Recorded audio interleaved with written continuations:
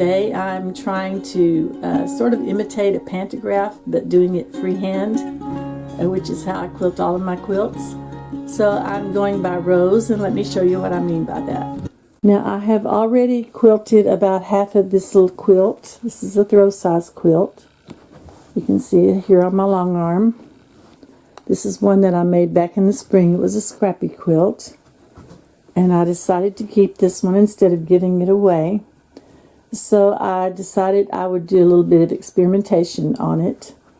Now, I'm trying to stay in rows. Usually I just kind of meander all over the place. But I'm trying to sort of stay in rows like I would if I was doing a pantograph. So what I've done here is I have put a piece of ribbon. You can see this pink ribbon here.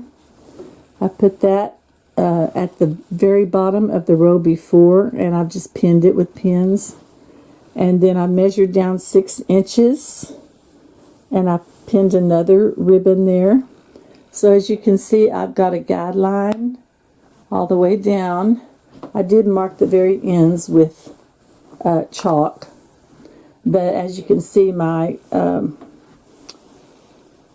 quilt is pretty light in color, so even with the darkest chalk that I had, which was a blue, it didn't really show up that well except on the borders where it's green. But I just thought I'd show you a little bit of this process. And what I'm doing is I'm making a couple of loops, and then I'm coming down and making a flower, something like that. And then I'll go back, start back on this end and do 2 more loops. Then I'll come back and do another flower, so that I'll have loop, flower, loop, flower, loop, flower. So they'll be alternating the flowers and the loops. I think it's coming out pretty good. You can't see it right now, but I'll show you the quilting on it later. Alright, I have already stitched my sides down, and now I'm putting, well, I can't put that one back on right now, my end clamps. I have my clamps. These are by the Grace Company, who made my frame, and I have 3 of them on here, and I put those on to hold my quilt in place because I float it. I don't put anything around this rail right here. I just float everything on top of it and then put my clamps over it. Alright, so here's my border, my mark where I don't want to go over it. So I'm just going to start up here close to where I left off. Put my needle down and bring up my bottom thread. And then I'll just stitch a little bit there. Now I have a flower up here on the top, so I'm going to start with my loops.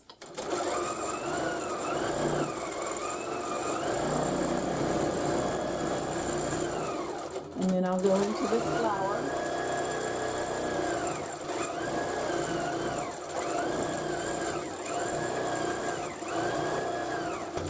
I put about 4 petals, sometimes 5, but usually 4 petals on there. And here's my chalk mark, so I'm a good 1/2 inch or so away from it. So now I've got 2 loops and 1 flower done. So now I'm going to go into the loops on the bottom part.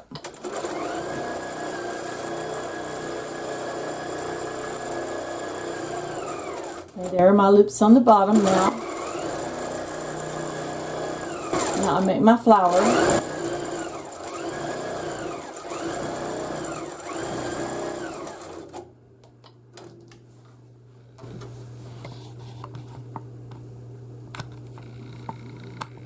See if that's a little bit better.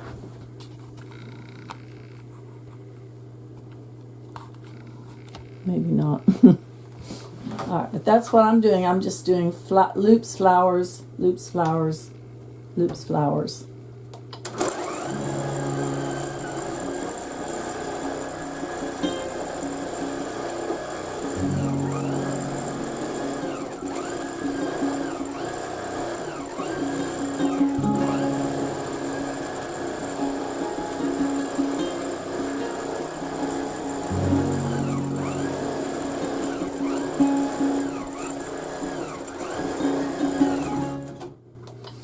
Now one thing I do have to watch is I need to keep it fairly close to this top ribbon without running into it, because I don't want a big gap between my rows. I kind of experienced that a little bit at the beginning. So, oh, that's better. Okay. Alright, so now I've done a flower, so now I'm back to the loops.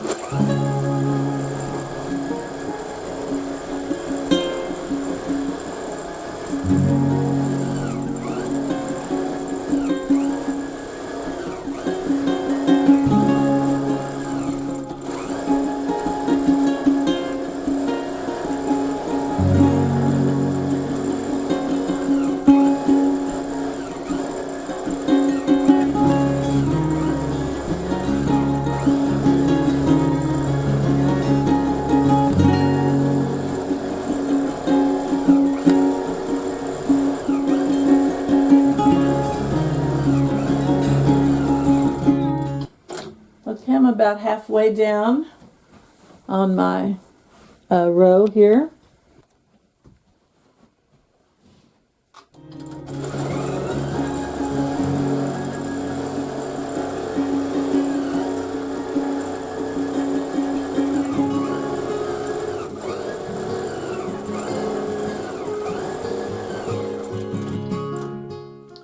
Okay, now I'm going to try just holding the camera with my left hand, taking it off of the stand.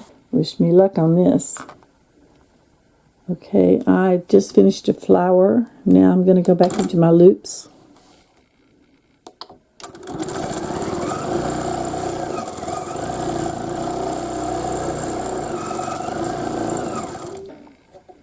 Okay, I've done my loops.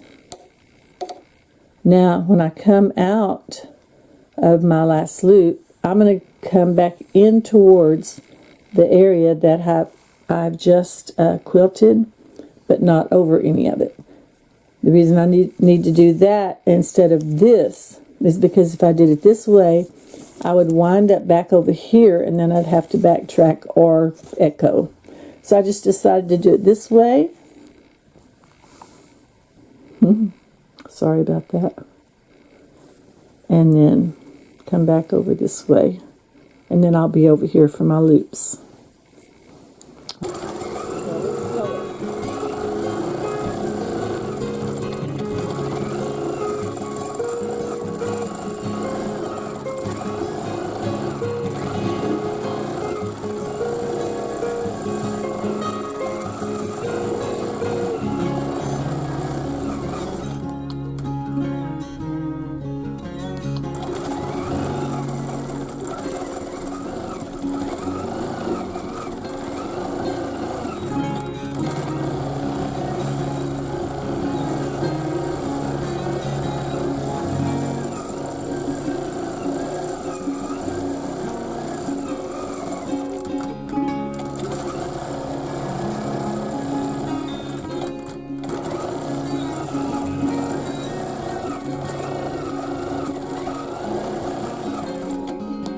Now I'm getting close to the end, so I need to take these clamps off on the end so that my ruler base doesn't run into it, because I leave my ruler base on all the time. Okay, we are back to the loops again. Let me see, find that needle. There it is.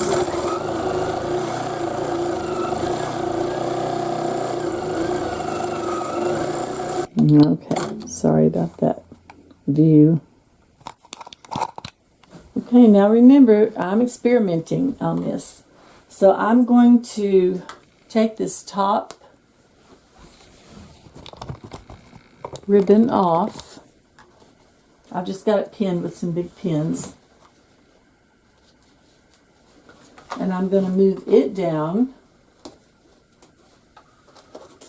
to my next boundary.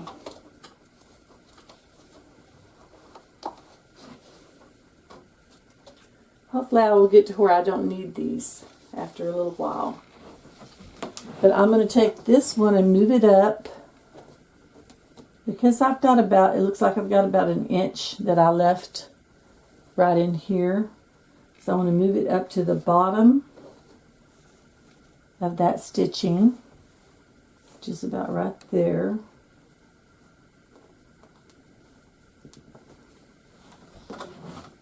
And these pins don't have to go all the way through all of the layers. I just want to lay it at the bottom of my stitching so that I don't run over anything.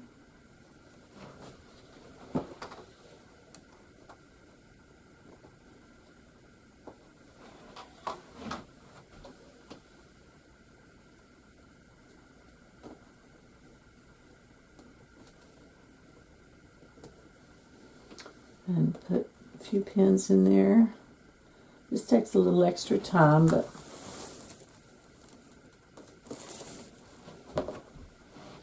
if it keeps me from running over previous stitching, it'll be worth it.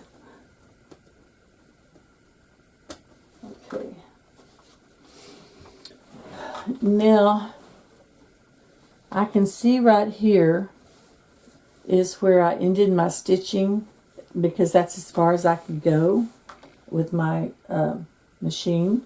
So I'm going to go just to the edge of that. Let's see how far this one goes.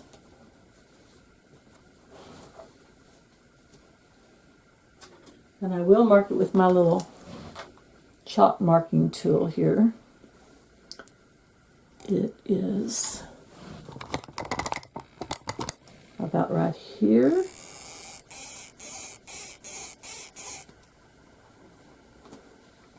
So I don't want to go below that for sure.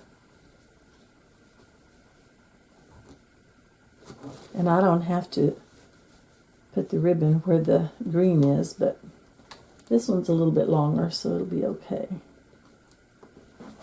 And now I'll do the same thing on the other end.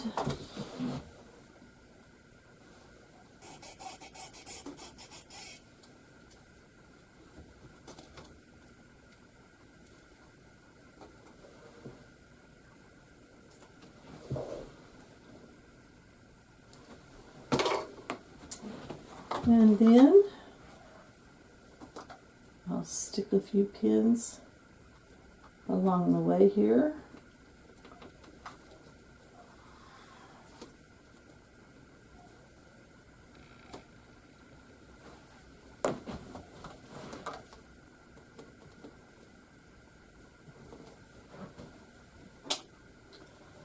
And there is my new boundary.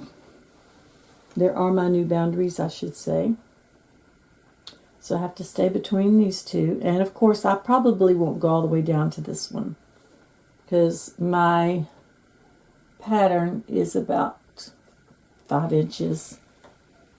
So then I'll just do the next one, and then it will be time to roll my quilt up again. But I don't want to roll it up until I have to, so I've already got the ends stitched, so now all I have to do is start over, and I'm just going to go ahead and quilt from left to right, just like I've been doing. Okay, I had a flower here, so I'll start with loops here, and I'm just going to go through this one. I'll stop if I need to point out something, but otherwise I'm just going to go through it. Hopefully you can see it okay.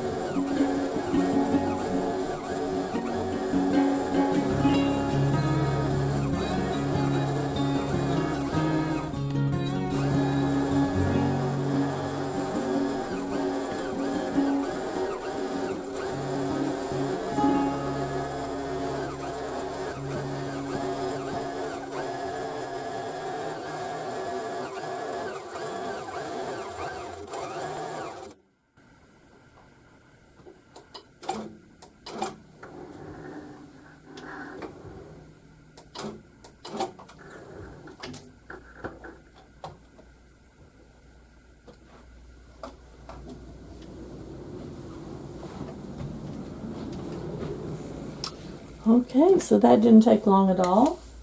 I'll just kind of give you a little bit better view here of what we just did. Oop.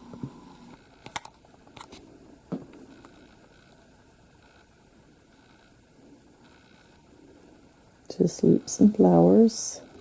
Well, let me take this one off. Now then you can get a little bit better view of what we just did.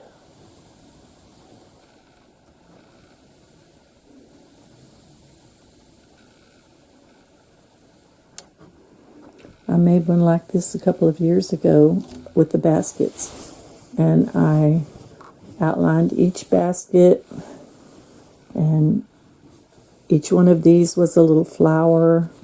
Took me forever to do it. It turned out really cute, but I didn't want to put that much effort in this time.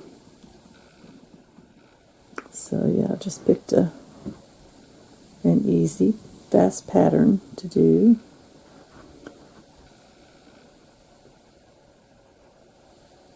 And I figure this out by just looking at pictures and then sort of copying in my mind what I want to do. I didn't have one just exactly like this to look at, but I had looked at some online that were similar. Okay, so now all we have to do is roll this whole thing up, and then this will be our top line, and I'll move it up to the bottom of the stitching that I did here, which would be about 1 inch. And then I'll just do the same thing again. But as you can see here, we're close to being done with this. And just started it this evening. So I've been working on this about 3 hours, I guess, counting loading it and all of that, because that takes a while. All right, thanks for joining me, and I may show you this again when I get it all finished and bound and everything. Nancy with Simply Quilting. Hope y'all have a great week this week.